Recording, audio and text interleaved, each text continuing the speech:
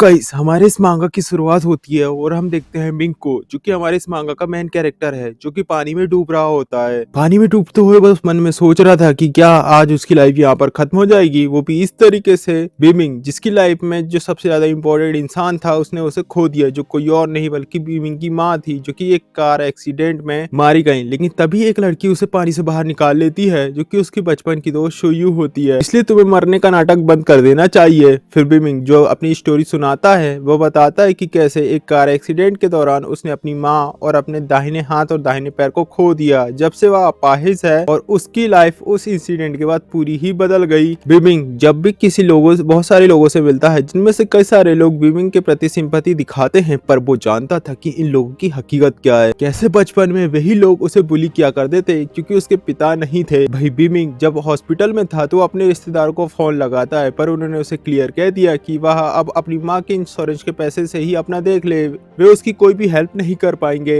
अब बीमिंग गुजरते हुए बास्केटबॉल कोच के पास से जा रहा होता है, तभी उसके पास बास्केटबॉल आ जाती है। तो जो प्लेयर्स होते हैं वह बीमिंग को बास्केटबॉल बॉल फेंकने के लिए कहते हैं, लेकिन वह तो बेचारा फेंक ही नहीं पा रहा था। तभी बास्केटबॉल प्लेयर का जो न्यू टीम लीडर था वह यहाँ पर आता है और कहता है, अरे तुम तो बास्केटबॉल भी नहीं फेंक पा रहे हो, जबकि तुम पुराने लीडर हो। वह उसके सामने उसकी काफी ज्यादा इंसल्ट करना शुरू कर देता है। वह कहता है कि जैसे कि तुम जान सकते हो तुम एक बॉल भी फेंक नहीं सकते, तुम आखिर यहाँ पर आते ही क्यों हो? तुम्हें दिखावा बंद कर देना चाहिए कि तुम गिव अप नहीं करोगे। ये सारी बात सुनकर बीमिंग को बिल्कुल भी अच्छा नहीं लग रहा था। वह उसे कुछ भी नहीं कहता क्योंकि कई सारे लोग थे जो उसके पीठ पीछे बहुत कुछ बोला करते थे, लेकिन एक वही था जो उसके मुंह पे बोलता था। मिंग जा रहा होता है कि तभी वह देखता है शोयू को, जो कि उसके लिए छाता लेकर खड़ी हुई थी। मिंग उसे कहता है कि तुम्हें मेरी इस तरीके से हेल्प करना बंद कर देना चाहिए, क्योंकि मुझे कुछ अजीब सा लगता है। मुझे अजीब सा लगता है जब तुम मेरी हेल्प करती हो। यहाँ पर शोयू उसके पीठ में एक मुक्का मारती है और उससे जवाब देती है कि अब ये मेरी बारी है और अब मैं तुम्हारा ख्याल रखूंगी। वहीं शोयू जो अपने मन में सोच रही थी कि भले ही तुम कमजोर हो, लेकिन बचपन में जब मुझे कोई बुली किया करते थे तो तुम मुझे बचाने जरूर आते थे। तुम हमेशा आकर मेरी रक्षा करते थे और मेरी हेल्प करते थे, इसलिए अब मेरी जिम्मेदारी है कि मैं तुम्हें प्रोटेक्ट करूं। वे लोग जा रहे होते कि तभी मिंग एक बंदे से टकरा जाता है, जिससे बदले में बंदा उससे पैसे मांग रहा था। वहीं उसके साथ उस मिंग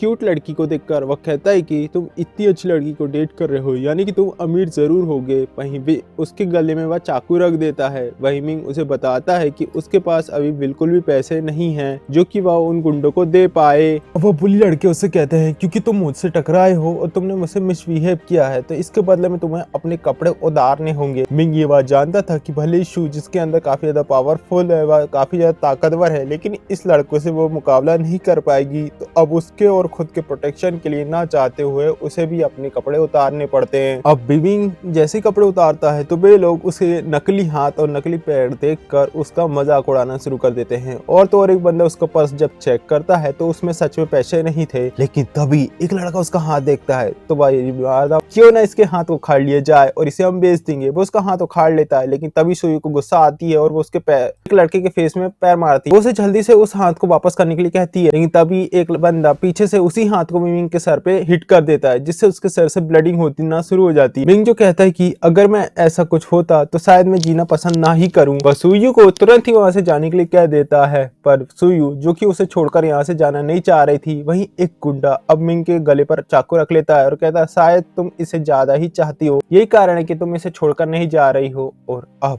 इस सिचुएशन में देखकर शोयू को भी समझ नहीं आ रहा था कि उसे क्या करना चाहिए। वो बंदा शोयू को पकड़कर किनारे पे ले जाता है, कहता है कि तुमने मेरे साथ जो किया वो बहुत बेकार था। शोयू उससे कहती कि मैं वो सारी चीजें करूंगी जो तुम मुझसे कहोगे, बस तुम इसे जाने दो। वो बंदा कहता है कि क्यों ना तुम मुझे खुश करो, इस बारे में तुम्हारा क्या ख्याल है। मिंग को इस पर काफी ज्यादा गुस्सा आता है और वो कहता है कि उसे तुम्हें छूने की भी जरूरत नहीं है, तुम उसे छूने के बारे में सोचना भी मत। मिंग उससे कहता है कि तुम्हें जो भी करना है तुम मेरे साथ करो, तुम मेरे साथ जो चाहो वो कर सकते हो, लेकिन तुम उसे छूने के बारे में सोचना भी मत। तुम उसे साइड करो और एकदम मैन टू मैन बातें करो, आओ मेरा सामना करो। इतना कहकर वह काफी ज्यादा एनर्जेटिक हो जाता है और गुस्से में भी आ जाता है, उठता है और अपने ऊपर वाले बंदे को धक्का दे देता है। वहीं भागते हुए जाकर दूसरे वाले बंदे को भी धक्का देता है और दोनों को ही गिरा देता है। और इस तरीके से उसने शोयू को थोड़ा सा बचा लिया था, लेकिन तभी वो नीचे देखता है कि ये क्या हो गया। मिंग के पैर में एक चाकू घुस गया, जिसके कारण से इंटरनल ब्लीडिंग होना शुरू हो जाती है। मिंग अब अपने बारे में बताता है कि अब ये क्या हो गया। कार एक्सीडेंट जिसमें उसने अपने हाथ, पैर और माँ तीनों को ही गवा दिया, जो उसके लिए काफी ज्यादा इम्पोर्टेंट थे। फिर भी उसने इसके बाद भी जीने का राह नहीं छोड़ी। उसके होप थी वह जिएगा और सुयू भी उसके साथ में थी। तब से उसने अपने आप से वादा किया कि वह सुयू को हमेशा ही प्रोटेक्ट कर पाएगा, लेकिन आज वह भी उसे प्रोटेक्ट नहीं कर पा रहा है और वह घायल हो गया। मुझे तो मर जाना ही सही होगा। लेकिन तभी विमिंग को अपनी माँ की याद आती है, जिन्होंने कहा था, बेटा आज भले ही मैं बाद में तुम्हारे साथ ना रहूं, लेकिन तुम अपनी जिंदगी को बहादुरी से जीना बंद मत करना। वही विमिंग जो अपनी मदर को बार बार कहा जा रहा था, माँ जल्दी से आप अपना हाथ मुझे दो, हम दोनों ही यहाँ से निकल जाएंगे, दोनों ही सेफ रहेंगे और अपनी लाइफ को अच्छे से जिएंगे। विमिंग की मदर उसे बताती है कि उसे काफी ज्यादा बुरा लग रहा है कि वह उसे इतनी जल्दी छोड़कर जा रही है इसी कठिन दुनिया को अकेले ही जीने के लिए, पर उसे होप रखते हुए जीना शुरू कर देना चाहिए। उसे होप रखते हुए जीवन जीना होगा। वही विमिंग जिसकी आंख हॉस्पिटल में खुलती है, जहाँ पर डॉक्टर का कहना था कि इतने बुरे एक्सीडेंट के बाद भी ये बंदा कैसे बच गया। चलो लेकिन इसके हाथ जा चुके हैं, हमें जल्दी से जल्दी इसके नकली हाथ और पैर लगा देना चाहिए और हमारा ऑपरेशन कंप्लीट हो जाएगा। वही विमिंग जिनने अब अपने आप से प्रॉमिस किया था कि वह अपनी माँ की बातों को याद रखते हुए होप को नहीं छोड़ेगा। और जैसे ही उसकी आंख खुली तो एक मात्र कोई उसके पास था, तो वह थी सोयू। विमिंग जिसने की बहुत कोशिश करी और बहुत हिम्मत करके अपने आप को इस काबिल बनाया, पर इस सिचुएशन में वह भी लाचार था। वह चिल्लाकर कहता है कि क्या कोई है जो मुझे ये बताए कि मैं अब ये कैसे करूं। पर तभी आसमान से एक रोजदार एनर्जी, एक जोरदार किरण आकर विमिंग के ऊपर गिरती है, जो कि कुछ और नहीं बल्कि जीवन की एक नई होप होती है, जो कि उसकी बॉडी में आकर करंट दौड़ा देती है। ये बिजली लगातार विमिंग के ऊपर गिरते ही जा रही थी। उसे समझ नहीं आ रहा था कि ये सब क्या हो रहा है, लेकिन जैसे ही वह खड़े होकर उठता है तो हम देखते हैं एक व्हाइट डॉग के शैडो को, जो कि एक व्हाइट डार्क डॉग था और अब उसने विमिंग की बॉडी को पूरी तरीके से पोजेस कर दिया था। वो जो डॉग था वह एक जोरदार दहाड़ मारता है सामने के खड़े हुए लड़के के ऊपर, जिसे देखकर उस लड़के का जो दायां हाथ था अब वह उसे महसूस होना बंद हो चुका था, क्योंकि वो हाथ अब विमिंग के हाथ। फिर हमें बताया जाता है कि विमिंग के पास थियान गॉड डीमन की एनर्जी है। वही जो बंदा अभी बुली उसे कर रहा था, वो कहता है वह भी एक डीमन है और उसे नहीं पता था कि वह भी डीमन है और वह लड़की उसका शिकार है। अगर उसे पता होता तो वह तो उनके बीच आता ही नहीं कभी। पर भी मंजू उसे इग्नोर करते हुए आगे चला जाता है। यहाँ पर वो बंदा सोच रहा था, ओहो मैं तो बच गया, पर तभी अचानक से उसके पैरों के नीचे एक बड़ा सा फेस ओपन होता है और वह उसके अंदर चला जाता है। फिर विमिंग सुयू के पास जाता है और उसकी स्मेल लेना शुरू कर देता है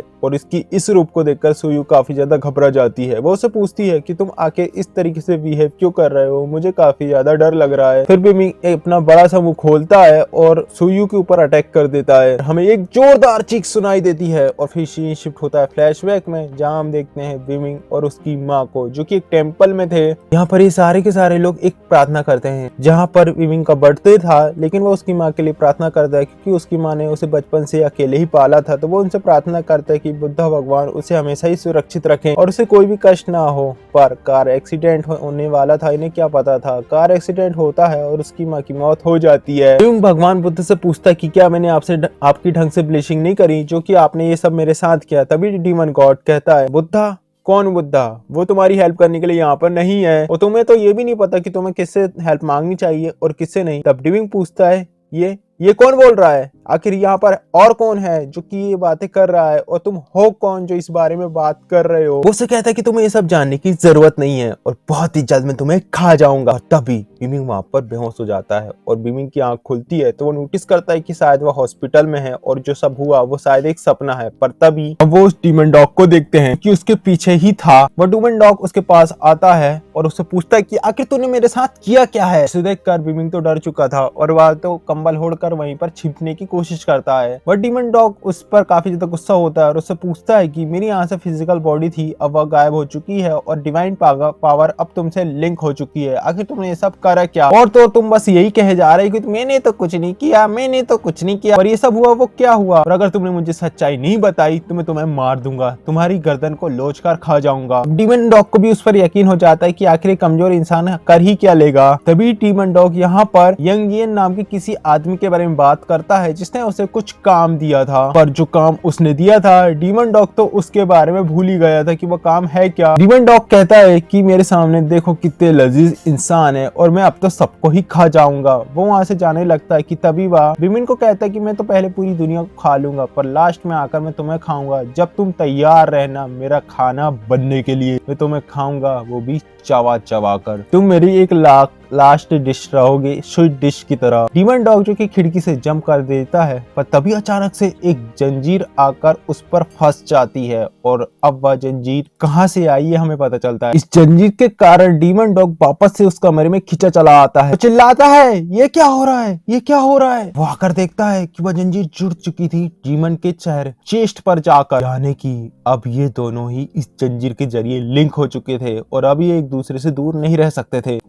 डीमन से पूछता है कि तुम्हारे अंदर इतनी डिवाइन पावर कैसे हो सकती है, डीमन लॉक जो तुम क्रिएट कर सकते हो और मेरी डिवाइन पावर को इस तरीके से बांध सकते हो। मैंने तो लगा कि तुम एक कमजोर इंसान। तभी उसे फ्लैशबैक की बातें याद आती है। फ्लैशबैक में आखिर हुआ क्या था, उसे जब भूख लगी थी तो उसने तो सुयू को खा लिया। डीमन डॉग कहता है कि अच्छा तो तुम कल वाली लड़की की बात कर रहे हो, मैंने तो उसे खा लिया था और वो मुझे काफी ज्यादा डिलीशियस भी लगी थी क्योंकि मेरी फिजिकल बॉडी तो मेरे पास नहीं थी पर मुझे काफी ज्यादा भूख लगी थी तो मैंने उसे खा लिया था। पर क्या वो इंसान तुम्हारे लिए इम्पोर्टेंट थी जिससे तुम दुखी हो गए? तुम इंसान कितने ज्यादा कमजोर होते हो जिनको अपने जाने पर काफी ज्यादा रोते हो। पर सुयू यहाँ पर रोता ही नहीं, वो तो हंसने लगता है। फिर मिमी मुझसे कहता है गॉड को काफी ज्यादा गाली देता है कि तुमने मुझसे वो सारी चीजों को छीन लिया जो मुझे काफी ज्यादा पसंद थी और मुझे अब यहाँ पर अकेले ही रहने के लिए छोड़ दिया। फिर वो उसके साथ छत में जाता है और उसे पूछता है काफी सारे क्वेश्चन। वो उससे पूछता है कि आखिर तुम कितने ज्यादा ताकतवर हो, जहाँ पर डीमन डॉग उसे बताता है कि दरअसल वह हेल के आखिरी फ्लोर तक जा चुका है और उसने वहाँ के सन और मून को भी निकल लिया था। उसके अंदर काफी ज्यादा पावर है, वह पावरफुल डीमन है। उसे जो भी चीज पसंद आती है वह उसे निकल जाता है। वह एक मात्र ऐसा डीमन है जिससे तो अंडरवर्ल्ड और ह्यूमन सारे के सारे लोग डरा करते हैं और तो और भगवान बुद्ध भी उससे काफी ज्यादा डरते हैं। ये हियान गाओ नाम का डीमन होता है। इसका मतलब ये है कि तुम इस दुनिया की सबसे ज्यादा बुरी चीज हो। फिर वह खिड़की पे खड़ा हो जाता है और वह बाहर देख रहा होता है। फिर वो उससे कहता है कि अगर मैं यहाँ से कूद जाऊं और यहाँ से मारा जाऊं तो क्योंकि इस चेन से तुम मुझसे जुड़े हुए हो यानी कि तुम भी साथ में मारा जाओगे। ये बात सुनकर वह काफी ज्यादा गुस्सा हो जाता है। वह कहता है कि तुम मुझे मजबूर मत करो मेरी हद पार करने के लिए, वरना मैं तुम्हें खा जाऊंगा। विविन कहता है कि अगर तुम ऐसा कर पाते तुम शायद पहले ही ऐसा कर लेते। वही डीमन भी सोचता है कि हाँ अगर इसकी बॉडी खत्म हो गई तो मेरी डिवाइन पावर भी यही की यही नष्ट हो जाएगी और मैं अपनी डिवाइन पावर को नहीं खोना